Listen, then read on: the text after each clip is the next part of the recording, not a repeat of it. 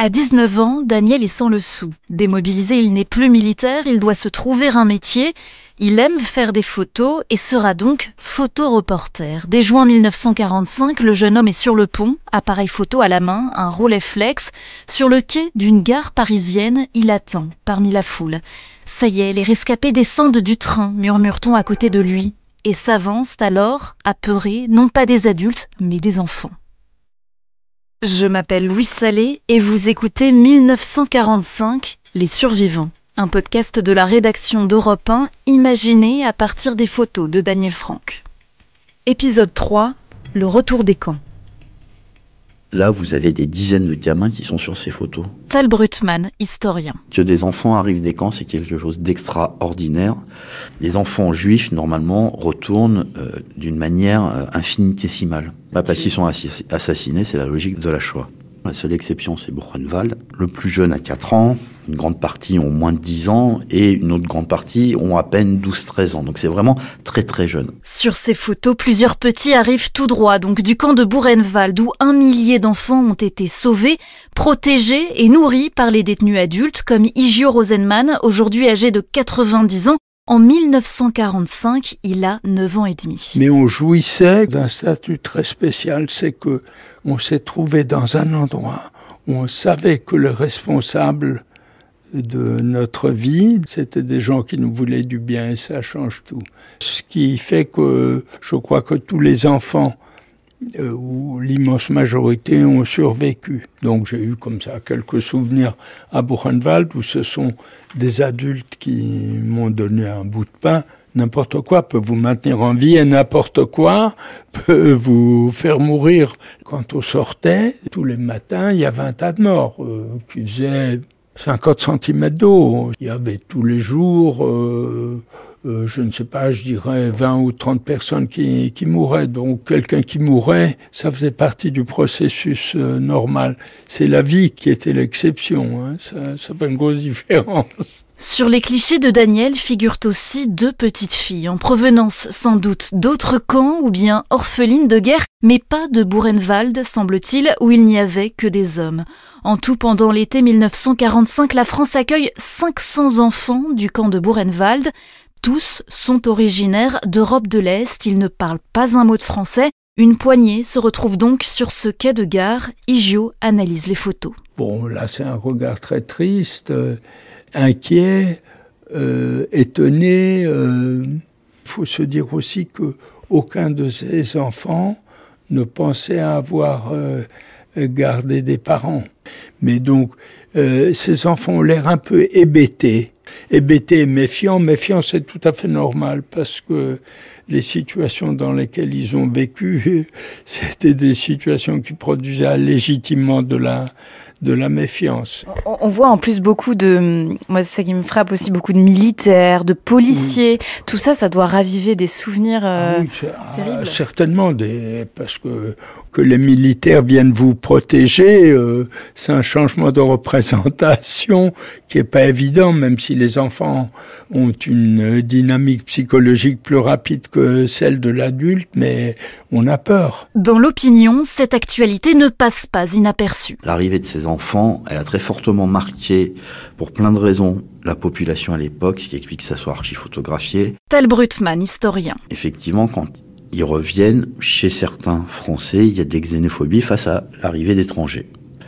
Et puis, il y a cette grande incompréhension pour les Français de voir des gamins porteurs d'uniformes allemands qui débarquent à Paris. Sur l'un des clichés, justement, un adolescent, le regard vide, porte une chemise militaire négligemment enfilée et un calot, sorte de petit chapeau en toile, sur son crâne rasé. C'est un adolescent qui fait partie, en toute apparence, du groupe de rescapés, et en plus, il a la particularité de porter un uniforme des jeunesses hitlériennes. Quand les Alliés prennent en charge ces enfants à Buchenwald, il n'y a pas de vêtements adaptés à leur taille qui permettent de les débarrasser des oripeaux qu'ils portaient au camp. Les seuls vêtements disponibles, c'est des uniformes de la Hitlerjugend, autrement dit des jeunesses hitlériennes, qui sont tout de suite identifiés comme des vêtements nazis qu'ils sont par les Français qui ne comprennent pas ce qui est en train de se passer. Donc l'hostilité, elle vient aussi de cette incompréhension. Igio Rosenman, ex-enfant de Buchenwald, garde un mauvais souvenir de cette surmédiatisation. C'était très compliqué pour eux. Personne ne voulait être un objet du regard des autres, je pense. Donc je comprends que ça ait choqué les gens qui voyaient ça, il y avait quelque chose qui collait pas. Et puis sans doute ils se représentaient les enfants peut-être plus maigres que ce qu'ils étaient.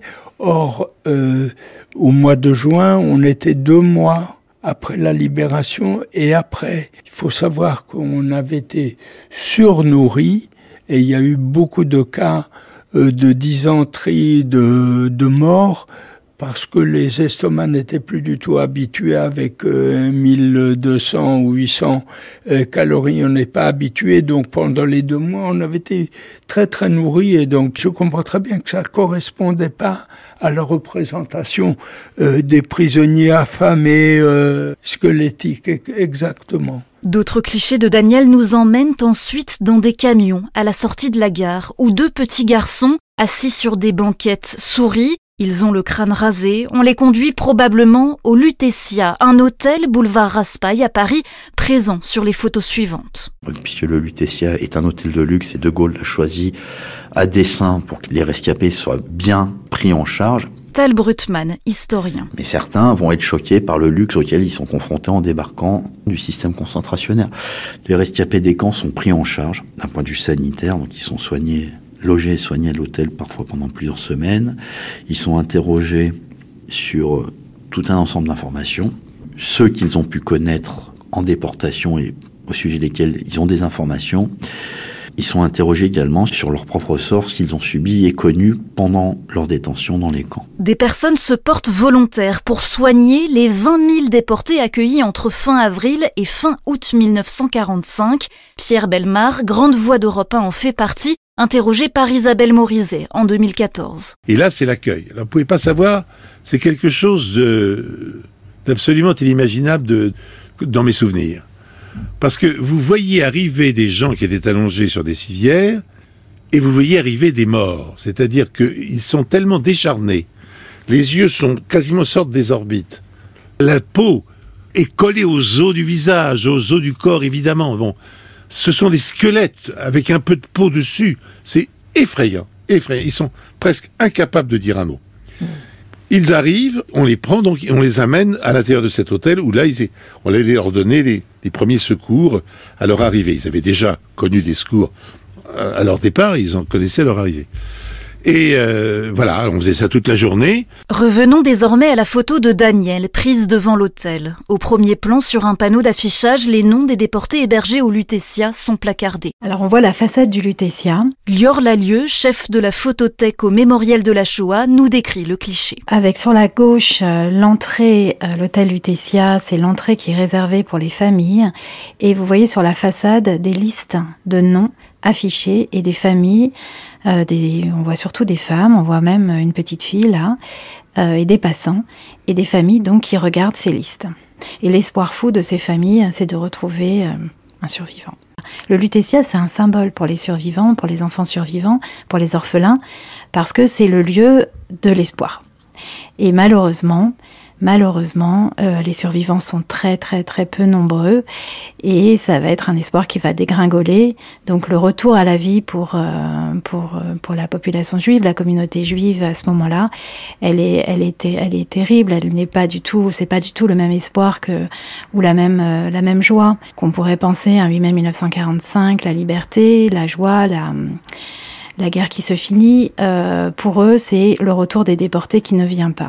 Et pour beaucoup qui ne viendront jamais. Serge Klarsfeld, historien, a souffert de cet espoir fou de ne jamais lire sur l'une de ses listes le nom de son père. Et oui, j'attendais mon père, j'étais presque sûr qu'il allait revenir et on allait à l'hôtel Lutetia pour voir les listes des déportés. Malheureusement, mon père n'est pas revenu et j'ai appris la mort de mon père au mois d'août 1945. De cette souffrance, Serge Klarsfeld en fera le combat de sa vie en étudiant l'ampleur de la déportation en France.